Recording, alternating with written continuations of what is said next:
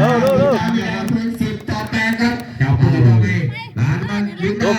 ามาให้กับผมดูมาที่ใจพันตรงนี้อ้าวใจพันฟาวครับอ้าวนอกหรือเปล่าในหรือเปล่ามาครับอยู่ที่เจ้าผู้เป็นที่เป็นผู้เล่นกับไปเล่นแทนที่นั่นตี ใกล้ๆนั่นทิ้งยาวเดี๋ยวตีให้มาลุ้นตีปุ๊บเป็นยังไงวิรันตีทางไงปัดตั้งไปเอาจะเปิดไปไงออกวันเร็วว่าให้กำลังเดือดให้เอาลุงที่ว่าไม่ผ่านเด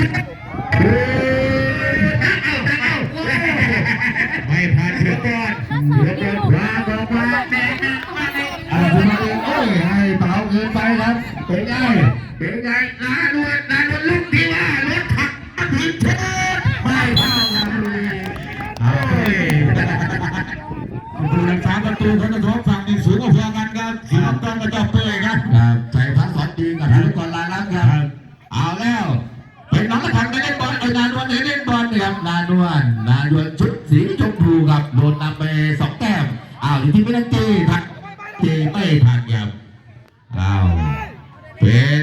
นานวันเล่นลุงที่ว่าไปเล่นเร็วลุงที่ว่า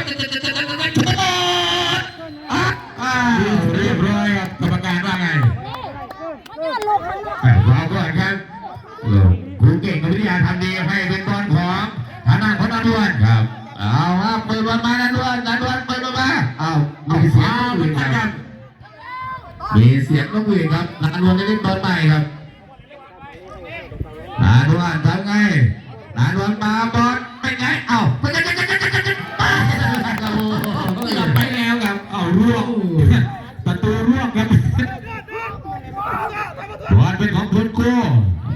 จะได้เปิดบอลครับสกอร์ยังห่างกันแค่ลูกเดียวครับ2 แต้มครับวันที่อังสุบาลินเป็นไงอังสุบาลินให้กับมีไทยครับลูกนี้แหมไทยทางครับเดินบอลไม่ได้ครับเล่นเร็วครับลูกนี้ขาอยู่ในเส้นเฝ้าต้องเคลียร์หัวหน่อยครับต้องเคลียร์กันหัวหน่อยปล่อยให้เป็นพื้นที่ของนักกีฬาด้วย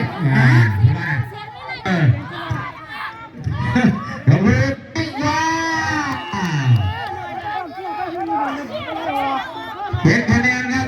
ศิลปะละลักสวยงามครับบอลมาเทพตัดไปแล้วก็นานวันครับเปิดแล้วก็นานวันครับ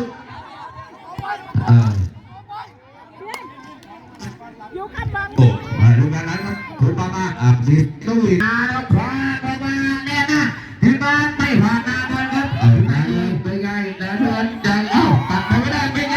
เดินตัวบุกเบียดอีกครั้งหนึ่งไปไงเบียดโอ้หักไปหมดครับดูหน้า ซาไว้เร็วถอยความโดยจะเปิดหัวมาตาดูศิลปะ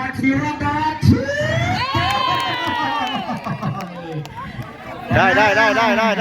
ลือกเลยครับมาในประตูว่าไงทัศนีวางบอลออกไปได้ไหมไปถึงได้ถือบอลปาดเอาไว้ได้บอลแล้วขวามาอะไรชูจับไปชุดมาตาบอลชุดเอาละครับชูจีแล้วมาไงจับไปประพัดไปถอนดีไปขวาบอลยาวไปดูแล้วก็จะได้ฝั่งซ้ายเอาไว้ดีแล้วไม่ถึงกันพื้นที่กันวิทยาทัศน์ดีทีมบอลของโค้ชออกมาให้กับศิลปะพาไปแล้วก็ติ๊กช้าแก้เต้นเหลือหลายครับ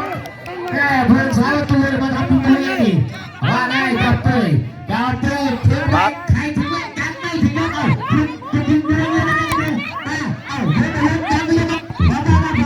ผมเลยทำไปไปครับไปได้เลยพามาไปได้ถึงไหมอยากได้ถึงแล้วไปไหนสาตาขาตาบัดยังไม่ถึงอยากไม่ถึงครับอยากมาแล้วนึงคือไม่ถึงอยากไม่ถึงทำเลยไปถึงไหมไปจับเตอร์ครับยาวมาไปไหนไปแม่เสียงก็วิ่งดัง วังเส้นเอกระวังเส้นระวังเส้นระวังฝ่าแล้ว ว่า ฝ่า ให้ใครเลยใครเอากรรมการว่าให้ก็ไปขอกรรมการด้วยเลยอยู่ไม่ได้ไม่เรียกมาเนี่ยเอาถูกมาต่อครับมาอยู่ในโดนดูบาดเป็นไงอยากอยู่ลูกนี้ออกไปแล้วนะครับถูกเลยครับโดนพุ่งมาปัดออกกรณี